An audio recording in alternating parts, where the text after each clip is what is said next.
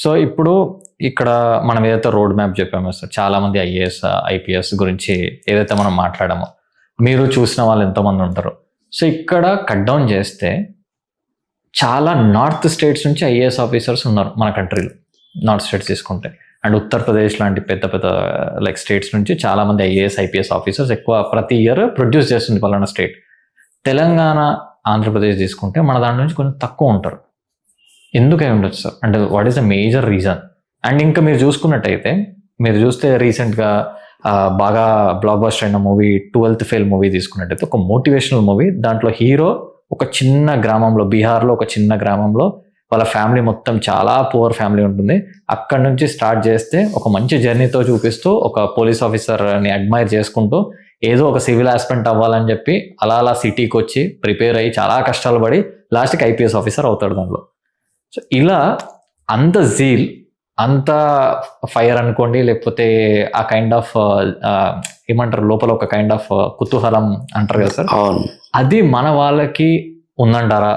లేదా మన వాళ్ళు గివ్ అప్ ఎక్కిచ్చేస్తారా? మన వాళ్ళ మైండ్ సెట్ ఊరికనే మారిపోతుంటుంది. మన వాళ్ళకి ఎక్కువ వాళ్ళు ఏంటంటే పుట్టుకతోటే ప్రతి ఇంటికి ఒకటి వెళ్తాడు, ప్రతి ఇంటికిలో ఒకటి చదవాలని చెప్పేసి ఒక దృఢమైన సంకల్పంతో ముందుకు పోతారు. మన దగ్గర అది ఎందుకు మిస్ అవుతుంది అండ్ ఎక్కడ గ్యాప్ వస్తుంది అంటారు? యాక్చువల్గా మీరు చెప్పిన దాంట్లో సగమే రైటు, సగమే రైటు సగమే రాంగ్ అనే దానికన్నా షేడ్ వేరంటాను నేను. చెప్పింది రైటే, షేడ్ ఎలా వేరో చెప్తాను మీకు. ఇప్పుడు నార్త్ ఇండియాలో మనకున్న స్టేట్స్ 5 సౌత్ ఇండియాలో వాళ్ళకి చాలా ఎక్కువ, 10-15. అంటే నేను మా నార్త్ ఈస్ట్ పక్కన పెడితే అంటున్నాను. నార్త్ ఈస్ట్ పక్కన పెడితే నార్త్ ఇండియా చూస్తే కనుక 10-15 మినిమం ఉంటాయి సరదాగా చెప్తే. సో అందుకని మనకి నార్త్ ఇండియా నుంచి ఎక్కువ సర్వీసులు వస్తున్నాయంటే అర్థం ఏంటంటే వాళ్ళు ఎక్కువ స్టేట్స్ ఉన్నారు కాబట్టి. బట్ ఒక బీహార్, ఉత్తరప్రదేశ్ లాంటి పదాలు మీరు వాడినప్పుడు బీహార్ నుంచి ఎక్కువ వస్తున్నారని మాత్రం కొంతవరకు మనం చెప్పచ్చు. దానికి కారణం ఏంటి అంటేనండి, నేను నా అబ్జర్వేషన్ ఇది, రైట్ ఆ రాంగ్ సైంటిఫిక్గా నాకు తెలియదు. నా 25 ఏళ్ల అనుభవంలోంచి నేను అర్థం చేసుకున్నది ఏంటంటే, ఎక్కడ ఆకలి ఉంటే అక్కడ ఐఏఎస్ ర్యాంకులు ఉన్నాయి, ఎక్కడ అవమానాలు ఉంటే అక్కడ ఐఏఎస్ ర్యాంకులు ఉన్నాయి, ఎక్కడ బాధలు ఉంటే అక్కడ ఐఏఎస్ ర్యాంకులు ఉన్నాయి. కడుపు నిండినోడు ఇక్కడ ఐఏఎస్లు అవ్వటం లేదు, అస్సలు అవ్వట్లేదు నా ఉద్దేశం కాదు. బీహార్ వెనకబడిన రాష్ట్రం. బీహార్లోని అత్యంత వెనకబడిన జార్ఖండ్ కానీ, ఛత్తీస్గఢ్ కానీ, బీహార్ కానీ, ఒడిస్సా కానీ అత్యంత వెనకబడిన జిల్లాలలోంచి ఎక్కువ మంది వస్తున్నారు. నా అనుభవము బీహార్ మాత్రమే కాదు, ఆంధ్ర, తెలంగాణలో కూడా వెనకబడిన జిల్లాల్లోంచి ఎక్కువ ఐఏఎస్లు అవుతున్నారని నాకున్న అంచనా.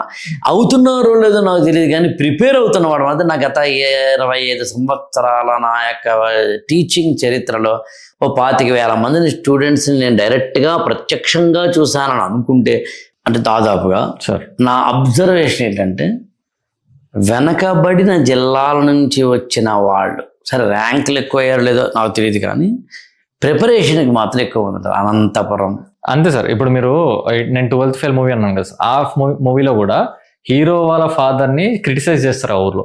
ఆ క్రిటిసైజ్ చేసినందుకు బందిపోట్లు అనే పాయింట్ ఇలా తీసుకున్న పాయింట్లో, లేదు నేను మా ఫాదర్ని ప్రౌడ్గా ఫీల్ అయ్యేలా చేయాలి అనే ఒక ఫైర్ తోటి ఆ అబ్బాయి అలా ప్రిపేర్ అయ్యి సక్సెస్ అవుతాడు. అవును.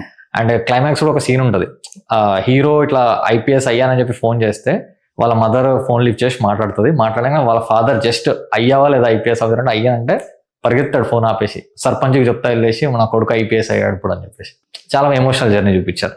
అంటే అలాంటి స్టూడెంట్స్ మీ లైఫ్లో ఎవరు ఉండేనా సార్? అంటే చాలా వెనుకబడి ఇప్పుడు మీరు అన్నట్టు ఉన్నారండి. ఇప్పుడు రోణంగి గోపాలకృష్ణ అనే అబ్బాయి 3వ ర్యాంక్ ఆల్ ఇండియా లెవెల్లో వచ్చింది. శ్రీకాకుళం నుంచి ఒక సామాన్యమైన మధ్యతరగతి పేదరికంలోంచి తెలుగు తప్ప ఇంగ్లీషు కూడా సరిగ్గా రాదనే అబ్బాయి 1 ఏడాది 2 ఏడాదులు కాదు, అతను చెప్పిందే 12 ఏళ్ళు ఈ ఫీల్డ్లో ఉండి 7-8 సార్లు రాసి ఐఏఎస్ ఎగ్జామినేషన్లో ఆల్ ఇండియాలో 3వ ర్యాంక్ వచ్చింది.